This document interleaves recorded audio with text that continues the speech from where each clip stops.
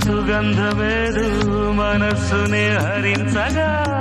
మరాళినైలాగే మరీ మరీ నటించనా విహారినై వాడే దివి భువి స్పృశించనా గ్రహములు పాడిన పల్లవికి జాబిలి ఊగెనులే కొమ్మను తాకిన